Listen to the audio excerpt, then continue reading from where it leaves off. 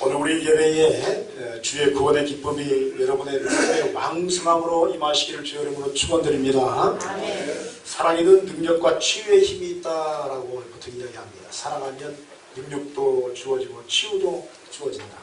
미국에 실제로 있었던 일 중에 하나인데 어느 병원에 한 산모가 쌍둥이를 조산하여서 인큐베이터로 두 아이를 낳게 되었습니다. 그런데 쌍둥이 동생이 심장이 별로 안 좋아서 자꾸 막 죽어가는 겁니다. 그래서 의사가 고민에 빠졌습니다. 이 아이를 어떻게 하나. 이제 핏덩인데 수술을 할 수도 없고 뭐 할 수도 없고 그런 상황입니다. 그때 간호사가 선생님 이 양 며칠 있으면 죽을 텐데 아이가 어차피 죽을 건데 이 쌍둥이니까 같이 한 인큐베이터에 좀 넣어서 마지막을 보냈으면 좋겠습니다. 라고 이제 이야기를 한 겁니다.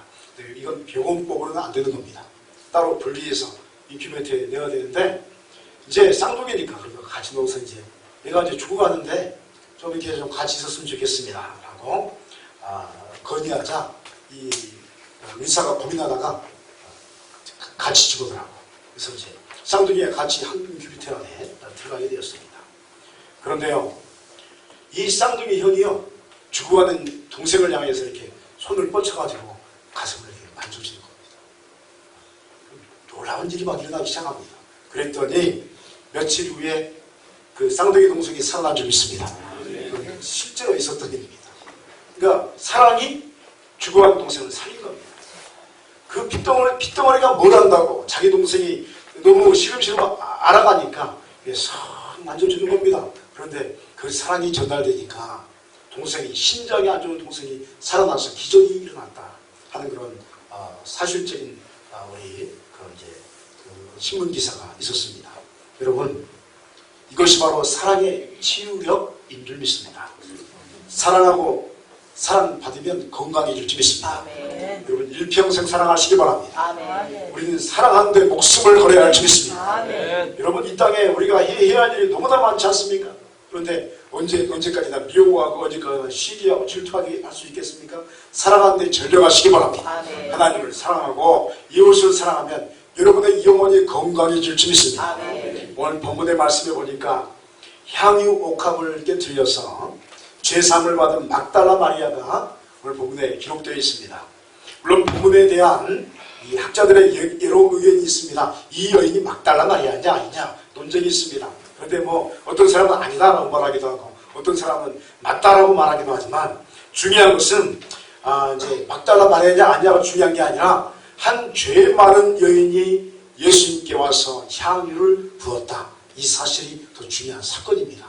아무튼 한 여인이요 예수님께 향유를 부은 사건을요 이 사복을 지금 굉장히 중요하게 다루기 시작합니다. 한 바리새인 집에 예수님께서 초청을 받으셔서 그 집에 들어가 앉으셨습니다. 이제 이 본문을 이제 배경을 살펴보면 우리는 집에 들어가면 똑바로 앉죠. 근데 이스라엘은요 눕는 것이 예입니다. 거기는 이렇게 누워 있는 거예요. 그러니까 서 있는데 여인이 이렇게 막 하는 게 아니고 보통 이제 우리가 문화가 틀린 거예요. 가면 이렇게 밥 먹을 때도 누워서 먹어요. 이렇게 누워서 먹는 게 그들의 문화권입니다. 그래서 이렇게 송화보에 이렇게 누워 있는 모습을 자주 보게 되죠. 근데 아무튼 여자가 예수님이 바리새인의 집에 초청을 받아 들어갔는데 이 소식을 그 동네에 죄를 지은 한 여자가 미리 알게 되었습니다. 예수님께서 오셨다. 그리고 향유 담은 옥합을 가지고 와서 예수님의 뒤로 그 발 곁에 서서 울며 눈물을 흘리기 시작합니다. 그리고 눈물로 예수님의 발을 적시고 자신의 머리털로 그걸 닦아내기 시작합니다. 그리고 향유를 주님의 발에 붓기 시작합니다. 온 방에 이 귀한 향유 옥합에 대해서 온 방에 진동하기 시작합니다. 이를 본 예수님을 청한 바리새인이 이 사람이 만일 선지자라면 자기를 만든 이 여자가 누구며 어떠한 자고 죄인인 줄 알았으리라 라고 생각을 하고 있었습니다. 이 예수님께서 시몬아 라고 그를 부르셨습니다. 시몬아. 그리고 내가 내게 이를 말이 있다 라고 말씀하면서 빚 주는 사람에게 빚진 자가 둘이 있는데 하나는 500데나리온 빚을 줬고 하나는 50데나리온 빚을 줬는데 갚을 것이 없으므로 둘 다 탕감하여 죽었으니 둘 중에 누가 그를 더 사랑하겠느냐 라고 묻습니다. 여러분, 이제 두 사람이 있는데, 그러니까 데나리온 하니까 너무 힘드니까 한 사람이 1,000,000원 빚졌고 한 사람은 500만원 빚졌어요. 1,000,000원도 탕감해주고 500만원 탕감해줬어요. 어떤 사람이 이 사람에게 더 많이 사랑할까요? 죄송합니다. 어려운 문제를 해서. 1,000,000원 더 많이 빚진 사람이 더 감사한 마음이 있겠죠? 얼마나 감사하겠어요. 그 이야기를 묻는 거예요. 그랬더니 이 시몬이 이야기하기를 내 생각에는 많이 탕감함을 받은 자니이다 라고 대답하였고, 예수님께서 이 말을 듣고 내 말이 옳도다 라고 말씀하셨습니다. 그러시면서 시몬에게 계속해서 이야기하시는데, 이 여자를 보느냐, 내가 내 집에 들어올 때는 너는 내게 발 씻은 물도 주지 아니하였을 때 이 여자는 눈물로 내 발을 적시고 그 머리털로 닦았으며, 너는 내게 입 맞추지 아니하였을 때 그는 내게 들어올 때부터 내 발에 입 맞추기를 그치지 아니하였으며, 너는 내 머리에 감남이도 붙지 아니하였을 때 그는 향유를 내 발에 부었느니라. 이러므로 내가 내게 말하노니 그의 죄가 사하여졌도다. 이는 그의 사랑함이 많음이라 사함을 받은 일이 적은 자는 적게 사랑받느니라 라고 말합니다.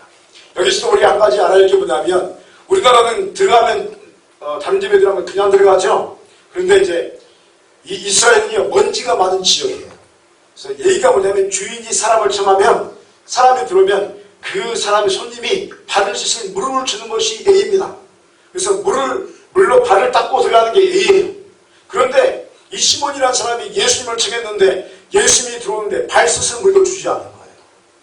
그리고 사람이 들어오면 우리는 이제 키스하지 않잖아요. 네, 볼에 이렇게 샬롬하고 인사하지 않는데, 이 나라 전통 뭐냐면 오면 이렇게 서로 이렇게 안으면서 볼의 양쪽에 이렇게 키스를 해주는 것이 예입니다. 그게 인사법입니다. 그런데 들어오는데 예수님께 전혀 인사를 하지 않는 거예요.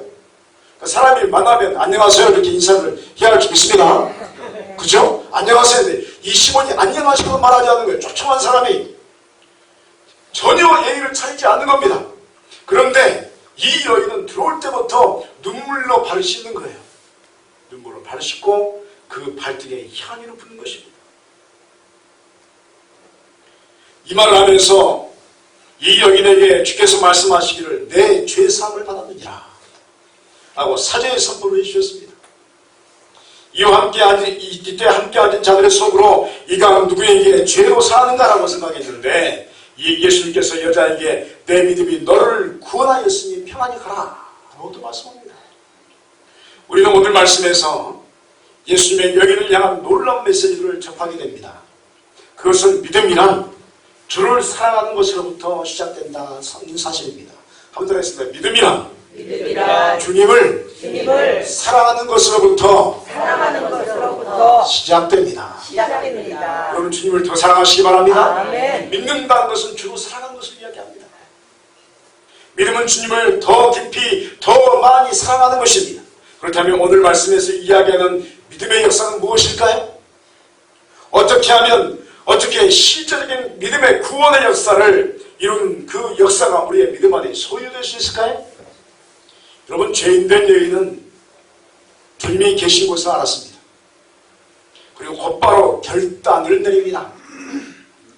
그것은 자신의 눈물과 머리털과 향유로 주님을 섬기며 나왔습니다. 알았으면 여러분, 주님께 나와야 할 줄 믿습니다. 결단은 구원의 역사에 믿음을 출발케 합니다. 37절로 38절에 그 동네에 죄를 지은 한 여자가 있어 예수께서 바리새인의 집에 앉아 계심을 알고 향유 담은 옥합을 가지고 와서 예수의 뒤로 그 발 곁에 서서 울며 눈물로 그 발을 적시고 자기 머리털로 닦고 그 발에 입 맞추고 향유를 부으니라고 말씀하고 있습니다. 사랑하는 성도 여러분이요, 믿음은 추상적인 개념이 아닙니다. 믿음은 실제적인 행동을 하는 것입니다. 예수님을 초청하는 바리새인 집에 있는 마을에 온 동네에 소문이 났습니다. 예수님이 오실 거라고, 예수님이 오신다고. 그런데 그 동네에 또 가장 아주 죄인이라고 소문난 여인이 있었습니다. 이 여자가 예수님의 소식을 들었습니다. 모든 사람들이 다 알고 있는 죄인된 여인이었습니다. 그런데 그녀에게 예수님의 소식이 들렸고, 그리고 자신이 잘 알고 있는 바리새인의 집에 거하고 있음을 듣게 되었습니다. 그러자 이 여인은 마음이 동하기 시작합니다. 내가 예수님 만나야 되겠다. 내가 예수님 영접해야 되겠다. 주를 위한 헌신의 결심을 합니다. 주님께 자신의 모든 것을 드리고 싶은 마음이 시작되었습니다. 그래서 예수님을 찾아갑니다. 이 여인에게는 다른 사람의 이목이 중요한 것이 아니었습니다. 생각해보세요. 수많은 사람들이 모여있는 곳입니다. 동네에서 가장 죄인으로 정평이 난 여인입니다. 가면 창피하지 않겠어요? 가면 여러분 얼굴을 보일 수 있겠어요? 죄인인데. 그런데 이 여인에게는 다른 사람의 평가가 중요하지 않았습니다. 오직 이 순간에 예수 그리스도만이 중요했습니다. 사랑하는 여러분이요, 여러분 믿음은 사람을 보는 것이 아닌 줄 믿습니다. 신앙생활은 사람 보는 게 아닙니다. 믿음은 오직 예수 그리스도만을 바라보는 것입니다. 주님을 향하여 주님께 무엇을 해드릴 수 있을 것인가가 나에게 중요한 것입니다. 그래서 주님께 자신에게 무엇을 원하는지 알았으면 그것을 결단하여 행동하는 것이 믿음인 줄 믿습니다. 그렇습니다. 믿음은 행함이 중심을 차지합니다. 야고보 사도의 말처럼 행함이 없는 믿음은 죽은 믿음이다. 여러분 믿음이 죽으면 믿음이 있습니까 없습니까? 죄송합니다. 오늘 어려운 질문을 많이 하죠. 자, 믿음이 죽었어요. 믿음이 있어요 없어요? 없죠. 믿음이 죽었는데 믿음이 어디 있겠어요? 여러분 믿음으로 구원받는 줄 믿습니다. 아멘. 우리 손님께 모든 성도들의 신령의 믿음이 살아 움직이를 축원드립니다. 아멘. 우리 믿음이 살아 움직여야 합니다. 다시 말씀드리면 믿음이 우리에게 있다면 하나님 앞에서 행하는 것입니다. 하나님 앞에서 결단하는 것입니다. 무엇을 결단하는 것입니까? 바로 눈물의 헌신을 결단해야 할 줄 믿습니다. 자신의 가장 소중한 것을 드리겠다는 마음을 결단하여 드리는 것입니다. 여인에게 여러분 머리카락은 영광입니다. 그렇죠? 제가 설교하고 딱 올라가면 우리 집사님들 머리가 이제 미장원 같다면 얼마나 막 빛나는지 몰라요. 반짝반짝. 여러분 또 젊은 여자아이들은 어떡하죠? 머리가 깁니다. 그거 어떻게 관리하는지 모르겠어요. 아침에 머리 감으면 언제 말릴지 모르는데 아무튼 머리를 얼마나 차랑차랑하게 만드는지. 그런데 왜 그렇게 합니까? 여인에게 머리가 영광이거든요. 자기 자존심이거든요. 그런데요, 이 죄인된 여인은 자신의 최고의 영광을 주님께 드려버립니다. 머리카락을 드립니다. 눈물로 드렸습니다. 자신의 인생 자체를 드렸습니다. 그리고 이 신앙 고백의 실제적인 예물로 향유가 든 옥합을 부어드립니다. 얼마나 귀한 겁니까? 얼마나 여러분 이거 어려운 것입니까? 비싼 겁니다. 그런데 자신의 일평생 모아서 가지고 있는 향유 옥합을 깨트려서 풍풍 붓습니다. 주님은 이 같은 신앙 고백을 받으셨습니다. 사랑하는 성도 여러분이요, 주께서 여러분에게 요구하는 것은 무엇입니까? 여러분의 삶의 눈물은 무엇입니까? 여러분의 생각하는 영광은 무엇입니까? 여러분의 마음에 가장 소중한 것은 무엇입니까? 여러분 그것을 가지고 주님께 나오시기를 간절히 소원합니다. 주님께 나올 때는 나의 눈물을 가지고 나의 가장 소중한 영광을 가지고 그걸 가지고 나오는 것입니다. 그리고 그것으로 주의 발을 닦아드리시기 바랍니다. 그리고 여러분의 영혼의 향유옥합을 주께 부어드리시기 바랍니다. 주님께서 여러분의 신앙 고백을 받으실 줄 믿습니다. 예배 드릴 때 여러분 예배 승리하시기 바랍니다. 예배를 받아주셔야 될 거 아닙니까? 그냥 나오면 안 되고 여러분의 눈물로 여러분의 중심으로 주께 나오시기 바랍니다. 그러면 여러분의 예배를 받아주실 줄 믿습니다. 주님께 은혜를 더 많이 받은 사람은 주님을 더 사랑하게 되어 있습니다. 그러므로 믿음 생활은 은혜를 더 많이 갈망하는 것이며 믿음 생활의 은총은 그 은혜를 더 많이 받아 누리는 것이라고 말할 수가 있습니다. 41절로 43절에 이르시되 빚 주신 사람에게 빚진 자가 둘이 있어 하나는 500데나론을 줬고 하나는 50데나론을 줬는데 갚은 것이 없으므로 둘 다 탕감하여 주었으니 둘 중에 누가 그를 더 사랑하겠느냐. 시몬이 대답하여 이르되 내 생각에는 많이 탕감함을 받은 자니이다. 이르시되 내 판단이 옳다 하시고 라고 말씀하고 있습니다. 오늘 말씀에는 시몬이라는 바리새인이 등장합니다. 바리새인은 스스로 거룩한 사람이라고 자처할 정도로 매우 경건한 삶을 추구하는 부류의 사람이었습니다. 그런데 반대로 그 동네에서 가장 죄인 취급받는 여인 또한 등장합니다. 이 여인은 거룩함과 거리가 먼 삶을 살았던 여인이었습니다. 이 여인은 모든 사람에게 멸시와 천대를 받은 사람이었습니다. 그런데 예수님께서 50데나리온 탕감받은 자와 500데나리온 탕감받은 자 중에 누가 더 탕감한 자를 사랑하겠는가? 라는 질문에 시몬이 말하기를 더 많이 탕감받은 자가 더 많이 사랑할 것입니다. 라고 대답합니다. 사랑하는 여러분, 은혜는 탕감받는 것입니다. 따라하겠습니다. 은혜는 탕감받는 것입니다. 내가 죽을 수밖에 없는 죄인임을 뼈저리게 느끼게 된 사람에게 주님께서 십자가에 보이로써 나의 죄를 사해해 주었음을 느끼는 그 은혜를 받을 때 우리는 더 주님을 사랑하게 될 줄 믿습니다. 내가 얼마나 큰 죄인이라는 것을 뼈저리게 느낀 사람은 주님을 더 사랑하게 되어 있습니다. 우리는 제사함에 대한 탕감을 많이 받았다는 느낌만큼 주님을 더 사랑하게 되어 있습니다.